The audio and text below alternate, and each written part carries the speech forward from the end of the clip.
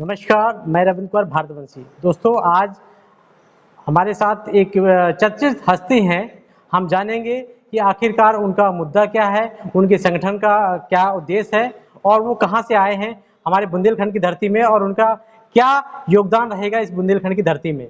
Sir, क्या नाम है सर? मैं शैलेंद्र कुमार त्रिपाठी जी। राष्ट्रीय अध्यक्ष नवयुग मानव उत्थान संगठन। जी। संगठन तो बहुत सारे चल रहे हैं पत्रकार महोदय, संगठन इतने चल रहे हैं आप अंगुली और पैर सारी गिन डालेंगे तब भी संगठन कम पड़ेंगे। कोई कहता है हम अगले के नाम पे काम कर रहे हैं, कोई कहता है हम पिछड़े के लिए काम कर रहे हैं।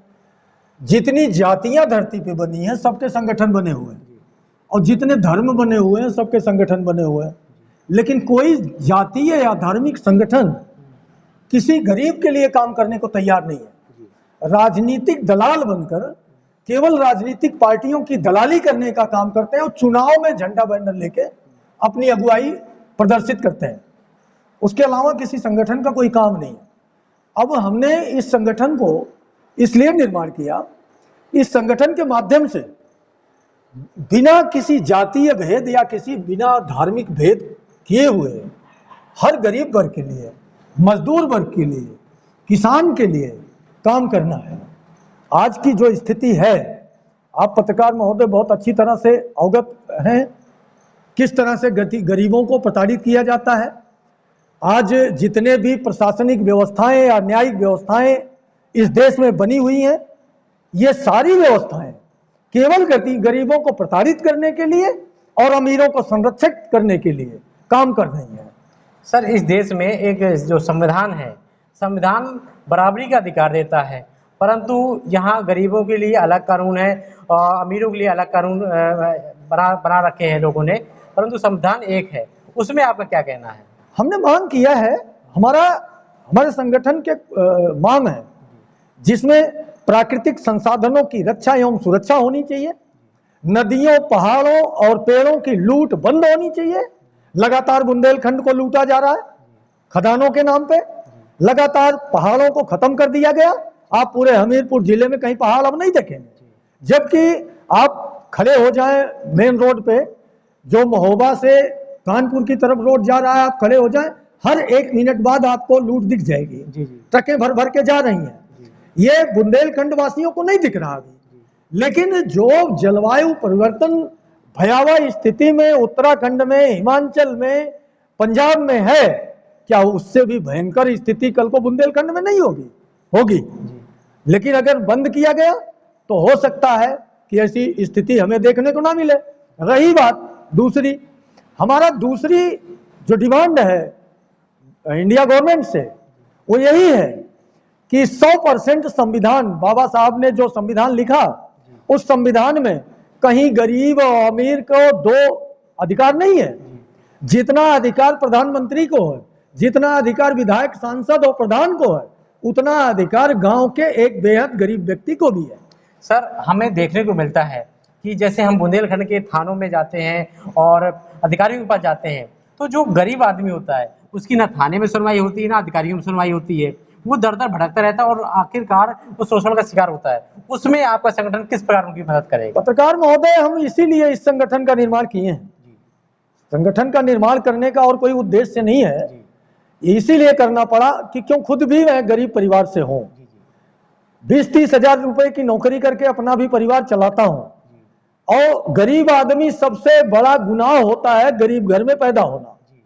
अगर हम गरीब घर में पैदा हो गए तो सबसे बड़ा गुनाहगार हमारा वही है कि हम गरीब घर से हैं। अब गरीब घर से पैदा होने की वजह से वो बदनाम भी होगा, वो प्रताड़ित भी किया जाएगा, वो उस पर तरह तरह के लांछन भी लगाए जाएंगे, कहो उसको जिला बदर भी कर दें, कहो भ्रष्टाचार पे अगर वो आवाज उठा रहा है तो उस पर तरह तरह के मुकदमे कायम किए जाए, उसकी पिटाई भी की जाए, उसको मारा भी जाए। वो शासन भी मारेगा, प्रशासन भी मारेगा, न्यायिक व्यवस्थाएं भी मारेंगी। आपके जितने भी जनप्रतिनिधि हैं, ये लोग भी भ्रष्टाचार को अपने छुपाने के लिए उसको प्रताड़ित करेंगे। इसके लिए हमारे संगठन में, इसीलिए हम गांव गांव घूम के संगठित कर रहे हैं लोगों को। अपने अधिकार को समझो, अपने बच्चों के भविष्य को बचाने के लिए, अपने जीवन को सुरक्षित करने के लिए एक हो जाओ, एक मजबूत स्थिति में। जैसे 5,000 घर का गांव हुआ या 500 घर का गांव हुआ, 5 घर लंबरदार के होते हैं, बाकी 495 घर गरीबों के होते हैं। हमें उन 495 में से मात्र 200 घर एकत्रित करने, बाकी अपने आप व्यवस्थाएं सुधरेंगी, उसमें हम काम कर रहे सबसे बड़ा मुद्दा आता है शिक्षा और स्वास्थ्य का। जी। जनपद हमीरपुर तो ठीक ठीक है, पूरा बुंदेलखंड इन दो मुद्दों के लिए सबसे ज्यादा पिछड़ा है जी। उसके लिए आप क्या मांग करेंगे? हमारी मांग है शिक्षा और स्वास्थ्य व्यवस्था दोनों फ्री की जाए, क्योंकि जब हमारे घर का बच्चा पैदा होता है, नेप्पल हम उसके मुंह में डालते हैं तभी टैक्स देना शुरू करते हैं, और जब कफन देते हैं अपने बुजुर्ग को वहां तक टैक्स देते हैं। जब पूरा जीवन टैक्स हम देते हैं, सरकार लेखपाल से लेके और प्रधानमंत्री तक सबकी व्यवस्थाएं, सबकी सरकार की खाना पीना, रहना, उठना बैठना, आना जाना, उनके बच्चों की पढ़ाई लिखाई तक, उनके कपड़े की सफाई तक का पैसा जनता के पैसे से जाता है। ये जनता के मालिक नहीं है, ये जनप्रतिनिधि और जन के ये नौकर हैं हमारे जितने कर्मचारी हैं, लेकिन इनकी हरकतें मालिक वाली होती हैं। अब हम लोग यह विचार करेंगे कि हमारा अधिकार क्या है। जब हमारी जनता यह जानेगी कि हमारा अधिकार क्या है, तब इनकी दवाई भी करेगी, इनका इलाज करेगी कि तुम हमारे सेवक होके हम पे अधिकार कैसे कायम कर सकते हो, हमें लूट कैसे सकते हो। हमारी शिक्षा फ्री करो, हमारा स्वास्थ्य फ्री करो, हमारे बच्चों की पढ़ाई और दवाई दोनों फ्री होनी चाहिए। हमें तुम्हारे किसी भीख की जरूरत नहीं है। चुनाव आए 1000 दे दो, 500 दे दो, हमारा वोट ले लो, हमें जरूरत नहीं है, तुम्हारे किसी भी भीख की जरूरत नहीं। शिक्षा और स्वास्थ्य फ्री करो। सर, आप हमारे चैनल के माध्यम से जनता को और ये बुंदेलखंड के लोगों को क्या संदेश देना चाहेंगे?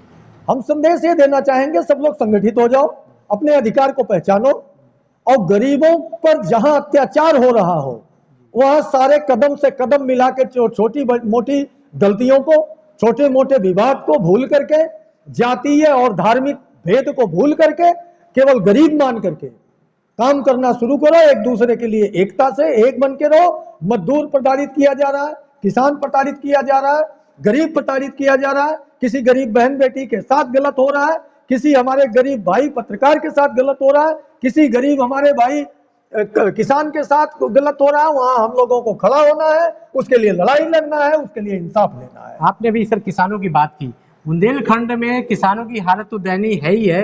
अभी जब खाद की उसकी पूर्ति के लिए भी उसको संघर्ष करना पड़ता है। कई किसानों ने लाइन में खड़े खड़े उनकी बीमार हो गई या डेथ हो गई, तो ऐसी समस्या आज भी झेलने को पड़ रही है। उसमें आप उनको क्या संदेश देना चाहेंगे?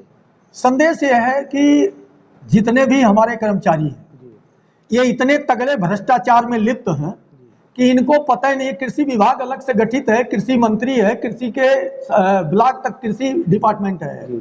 उसके बाद भी अगर सरकार जो हजारों करोड़ रुपए एक एक जिले में खा रहे हैं, ये उसके बाद भी अगर खाद नहीं दे पा रहे हैं, बीज नहीं दे पा रहे हैं, पेस्टिसाइड नहीं दे पा रहे हैं, हमारी फसलों का उचित दाम नहीं दे पा रहे हैं, तो इनको डूब के मर जाना चाहिए। जनता अब जाग रही है, जनता को हम एकत्रित कर रहे हैं। अभी खाद की समस्या ये बहुत भयंकर तरह से जनता प्रताड़ित हुई है। इसमें जो 250 की खाद है उसके लिए जनता 600, 800 रुपए और 1500 रुपए तक भुगतान कर रही है। खुलेआम भ्रष्टाचार चल रहा है। इसके खात्मे के लिए जनता को जगा रहे हैं और जनता जल्द ही इस पर रिएक्शन देगी। और सभी अधिकारियों कर्मचारियों से मेरा निवेदन है सरकार से, आप लोग चेत जाओ, होश में आओ, नहीं तो जनता आपको होश में लाने के लिए काम शुरू कर देगी। तो कहीं न कहीं जो हमारे साथ सैलिम जी हैं, जो दिल्ली से आए हैं बुंदेलखंड में, आप सोचिए कि बुंदेलखंड की धरती को जगाने के लिए अब लोग दिल्ली से भी आ रहे हैं, और बुंदेलखंड के लोग जो अभी भी सोते हुए नजर आ रहे हैं। आप कहीं न कहीं ये आपके लिए एक बहुत बड़ा संदेश है कि जब आपको मदद करने के लिए लोग दूर-दूर से आ रहे हैं, तो आपको अपने अधिकारों के लिए लड़ना होगा, चेतना होगा, और जो आपकी समस्याएं हैं, आपकी समस्याएं कोई और नहीं समाधान करेगा। आपकी समस्याएं समाधान के लिए आपको ही आगे आना पड़ेगा। एक कहावत है, जब तक बच्चा रोता नहीं तब तक माँ दूध नहीं पिलाती है। उसी प्रकार जब तक आप लोग अपनी समस्याओं के लिए संघर्ष नहीं करेंगे, अवगत नहीं कराएंगे, तब तक आपकी समस्याओं का समाधान नहीं होगा। तो मैं आपसे निवेदन करूंगा, यदि आप जो लोग मेरा ये वीडियो देख रहे हैं, आप इस चीज को समझे, अपनी बात को हमें तक पहुंचाएं, हम आपकी बात को जनता तक पहुंचाने का काम करेंगे। धन्यवाद। पूरी खबर देखने के लिए आप हमारे YouTube चैनल इंडिया 24 भारतवंशी को सब्सक्राइब करते हुए पूरा वीडियो देखें। और यदि आपको हमारी खबरें अच्छी और जानकारी युक्त लगे तो वीडियो को ज़्यादा से ज़्यादा शेयर करें और कमेंट्स में फीडबैक ज़रूर दें। आप हमें आर्थिक सहयोग के लिए हमें 9455937066 पर ऑनलाइन भुगतान या दिए गए बार कोड को स्कैन करते हुए भी भुगतान करते हुए हमें मदद कर सकते हैं, जिससे हम और मजबूती से आपको निष्पक्ष और सच्ची खबर दिखा सकें।